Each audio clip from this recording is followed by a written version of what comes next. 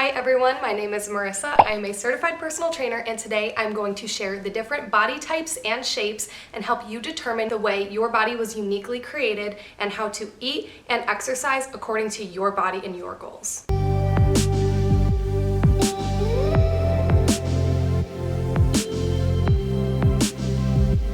It honestly bothers me when I see people create these cookie cutter meal plans and workout plans because there is no one size fits all to nutrition and exercise.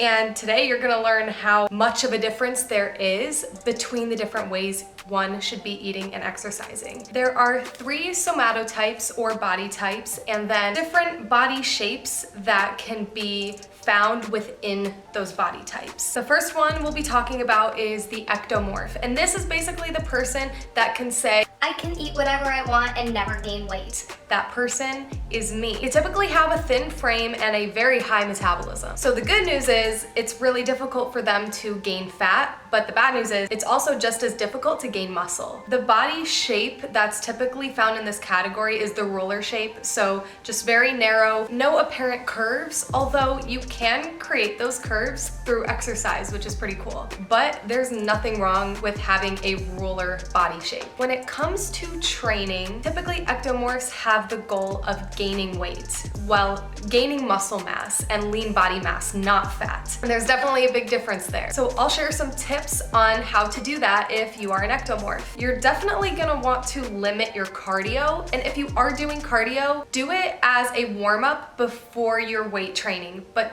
don't necessarily dedicate a day to doing cardio. It burns a lot of calories without stimulating muscle growth, and your metabolism is usually so fast that you don't want to burn those extra calories. And when you're weight training, allow ample recovery time between your sessions to ensure that you are allowing that muscle growth to occur without breaking it down too much and overtraining. Consider a split though if you want to work out more than 3 times a week. And I can speak about this from experience. When I first started weightlifting, I was doing day 1 chest and triceps, day 2 back and biceps, and day 3 legs and shoulders. And then I would repeat that twice a week. So I would be training 6 times a week. Now that I am very happy with how my upper body looks, I am starting to focus more on lower body. So in my 2nd year of training, I have been doing a upper body, lower body split. On a typical week, I will do lower body 3 times and upper body 2 times, allowing 2 days rest because I'm really going hard at the gym. When you are weightlifting, focus on compound movements performed with moderate to heavy weights. And compound movements are those that require your body to use multiple muscle groups at once to create the movement. Examples of this are bench press, squat, deadlift, pull-ups, etc. You'll also need to eat ample amounts of protein to stimulate that muscle protein synthesis and allow your muscles to grow. My recommendation is 20 to 40 grams of protein 4 to 6 times a day, spread out throughout the day. And to accomplish that, you'll want to be eating every 2 to 4 hours. If it's hard for you to eat that much food in one day, which trust me, I get it, I would highly recommend the use of protein shakes. It'll ensure that you're hitting your protein requirement without forcing yourself to eat when you're not hungry. I have 2 protein shakes a day, one for breakfast and one post-workout. On days that I don't work out, it can definitely vary, but that's what my normal schedule looks like. And if you need a good protein powder recommendation, I will link my mother's health shop below. She has been studying protein and supplementation for years and has found the best of the best protein powder on the market. Don't believe me? Check out the My Recommendations tab on my website to read a little bit more about why that is. Next up is the Mesomorph. They have a naturally athletic build, and it's pretty easy for them to gain muscle. And if they do end up putting on excess body fat, it's easy for them to lose it too. The body shapes you'll typically find in this category are hourglass and inverted triangle. This is the best somatotype for bodybuilding. They also typically have wider shoulders in contrast to their narrow waist. My top tips for mesomorphs are 1, to get enough calories. Because of their higher ratio of muscle mass, fueling their body properly is essential. And too much of a calorie deficit when trying to lose weight can result in decreased lean mass. mass, which is never a good thing. When consuming a proper amount of calories, make sure that about 1/3 of those calories come from protein sources. Another 1/3 should come from veggies, and the remaining 1/3 should come from whole grains and or fat. When it comes to training, you can incorporate an even amount of cardio and weight training, but training style may vary depending on your current goals. For example, if you want to lose fat, you are going to want to do a little bit more cardio and more weightlifting when you're more focused on building muscle. The third somatotype is the endomorph. These people usually have a smooth, round body and a slower metabolism. They carry their weight in their abdomen, hips, or thighs, and it's typically hard for them to lose weight. For them, high-carb foods are more likely to be stored as fat than burned for energy. And the body shapes you'll typically find in this category are apple and pear-shaped.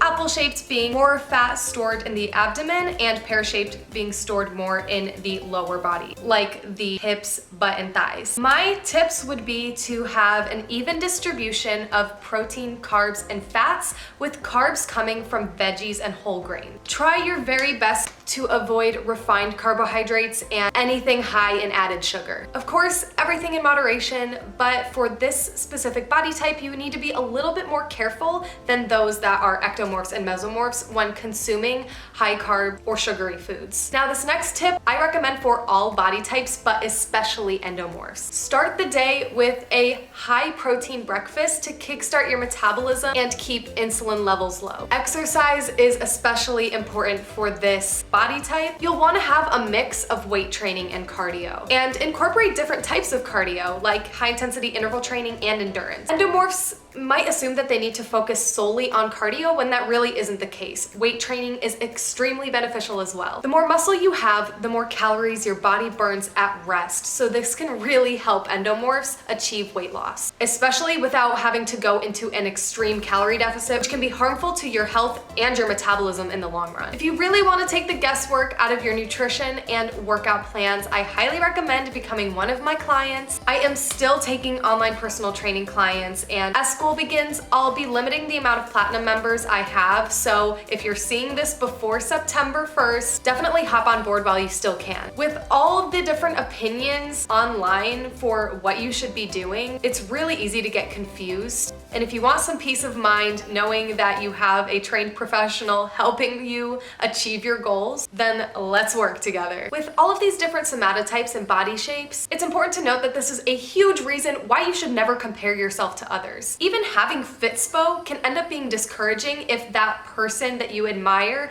doesn't have the same body type or body shape as you. There are so many variables affecting the way your body looks, including just basic genetics. So really think about this the next time you're playing the comparison game. I saw this girl on my For You page on TikTok a couple days ago, and she was in her first year of weightlifting, and she looked incredible. And I just thought in my head, wow, I don't look like that, and I've been working out for 1.5 years.